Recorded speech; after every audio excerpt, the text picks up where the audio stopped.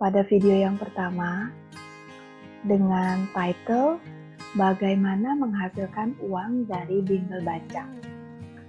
Setelah saya sharingkan, poin pertama yaitu menguasai materi-materi dari sekolah.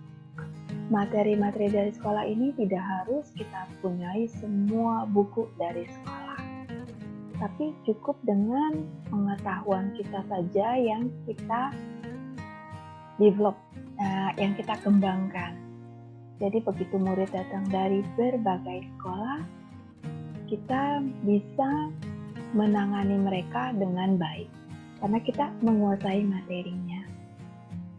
Saat ini saya akan sharingkan poin yang kedua, yaitu mengenai buku. Buku yang saya maksudkan di sini adalah buku yang seringan mungkin untuk dicerna anak-anak, sesuai dengan materi atau pesan apa yang ingin kita sampaikan. Menurut saya, anak-anak itu pastinya datang dari berbagai sekolah dan kemampuan mereka beda-beda. Tidak harus kita pakai satu buku yang sama. Kita tidak bisa generalisasikan bahwa satu buku untuk semua anak dan kita mulai dari halaman yang pertama. Pastinya beda. Kalau mereka bisa menggunakan buku yang sama, halamannya pun pasti berbeda. Untuk anak yang hari pertama baru masuk kelas, mungkin kita bisa start di halaman pertama. Lalu pada hari berikutnya ada lagi anak yang baru masuk kelas dan dia sudah menguasai bahan dari materi halaman pertama. Kita bisa tes di mana kemampuan anak itu.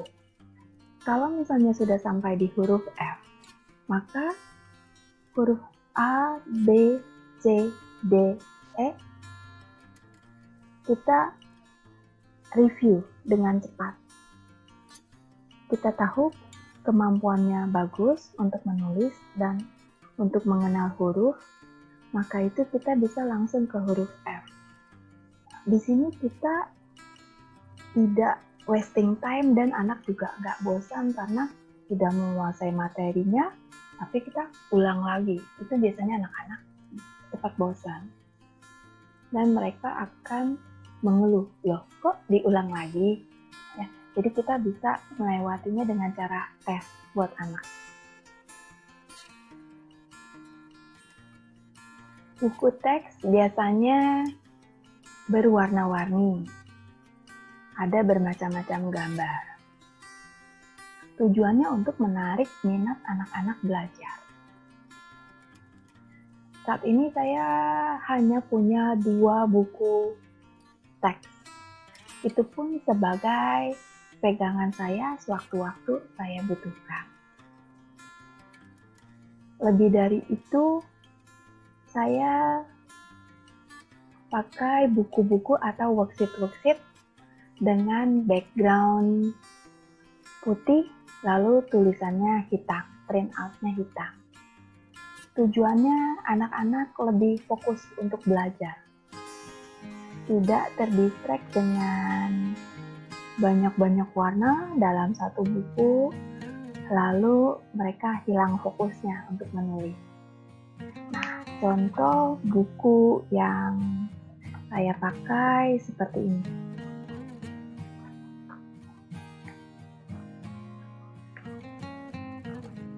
Seperti ini ya, membuat garis vertikal.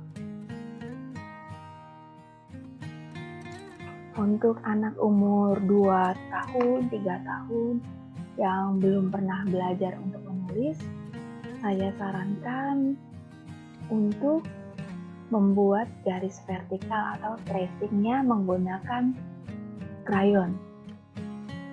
Kenapa sih krayon nggak pensil aja? Karena krayon itu lebih bulat ya, lebih besar, lebih comfort untuk digenggam anak-anak. Nah, untuk menulis huruf A yang seperti ini,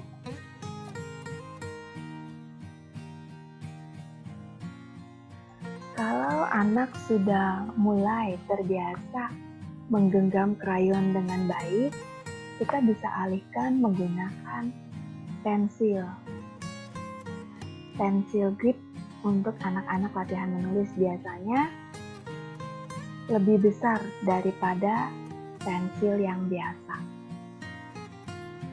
Kalau sudah terbiasa dengan pensil grip, kita bisa menggunakan pensil yang umum, biasa digunakan anak-anak yang sudah bisa menggenggam pensil dengan baik. Untuk buku warna-warni pada lembar kerja anak-anak, saya pilih dengan komposisi sekitar 70% lebih banyak untuk menulis dalam satu halaman, sedangkan 30%-nya untuk anak-anak mulai mengenali suku kata. Tujuannya adalah untuk anak-anak lebih bisa menulis dan membaca. Mereka lebih fokus untuk apa yang mereka tulis, apa yang mereka baca, bukan distract sama gambar-gambarnya.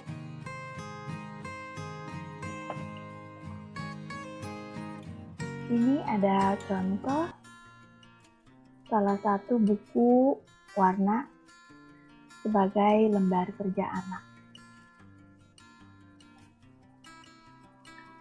Untuk di kelas saya sangat jarang menggunakan buku-buku yang saya punya di kelas. Biasanya anak-anak bawa worksheet tersendiri dari sekolah. Lebih banyak untuk membantu anak-anak pelajaran-pelajaran dari sekolah. Tujuannya supaya mereka tidak belajar berulang-ulang, belajar bahan dari les juga, tapi mereka harus mengerjakan PR dari sekolah juga. Hal ini biasanya bikin anak-anak bosen dan juga mereka nggak punya waktu untuk bermain ya, sedangkan usia-usia prasekolah itu mereka suka sekali dengan kata main, bermain sama teman ataukah bermain dengan boneka-boneka ataupun mainan lainnya yang mereka miliki, karena mereka berimajinasi. Lalu poin yang ketiga itu kita mengenali kemampuan motorik halus pada anak. Umur berapa ya yang harus kita kenali? Biasanya kita mulai dari umur 2 tahun atau 3 tahun. Di situ kita mulai belajar mengenali kemampuan mereka untuk motorik halusnya. Misalnya menggenggam sesuatu. Misalnya menggenggam atau memegang botol minum. Kalau airnya penuh, mungkin mereka membutuhkan 2 tangan seperti ini. Kalau airnya setengah, mungkin mereka bisa 1 tangan.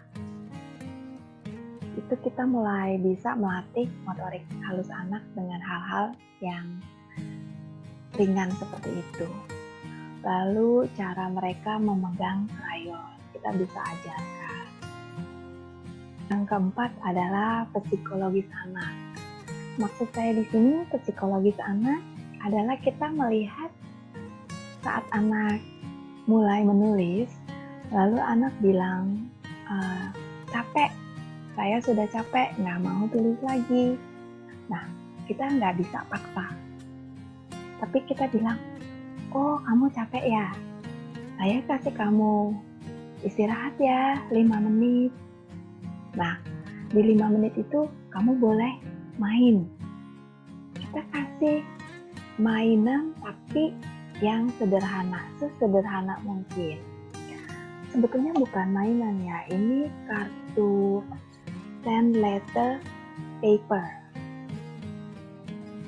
Nah, yang seperti ini.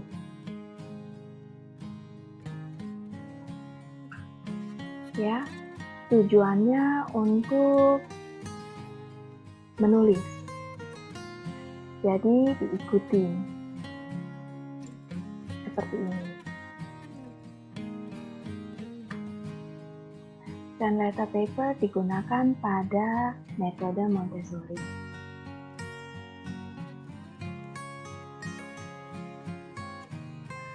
Dalam video yang pertama dan kedua ini sudah saya sharingkan 4 hal yang kita mesti kuasai saat mau menjadi guru bimbel baca ataukah punya bimbel baca sendiri.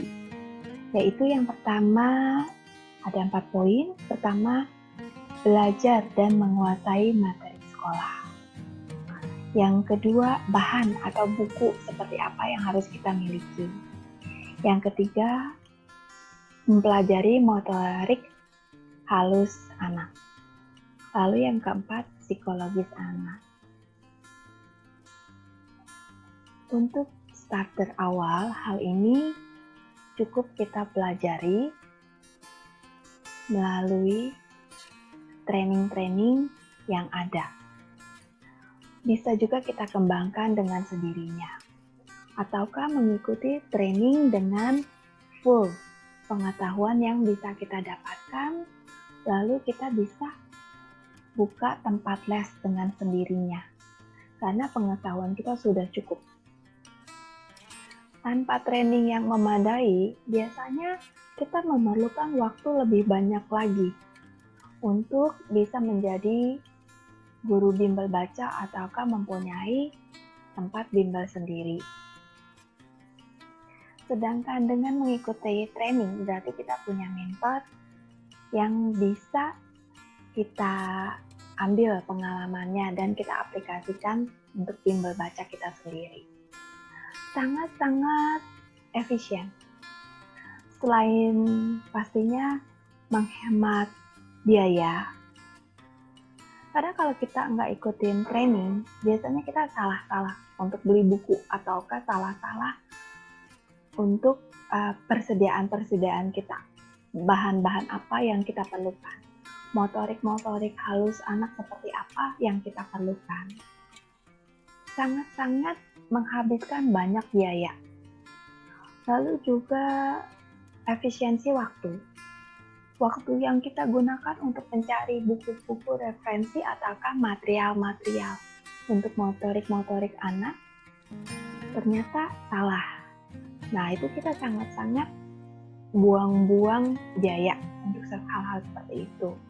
Lalu juga tenaga juga sia-sia. Lalu waktunya juga akan sangat-sangat terbuang percuma. Tapi kita harus terus mulai dari awal.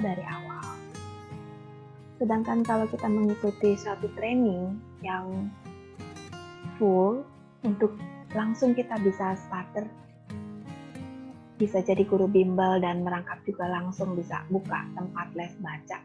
Nah, itu sangat-sangat efisiensi sekali. Dalam kurun waktu 1-2 bulan kita langsung bisa punya tempat les sendiri. Sekian dari saya, semoga sharing saya bisa bermanfaat.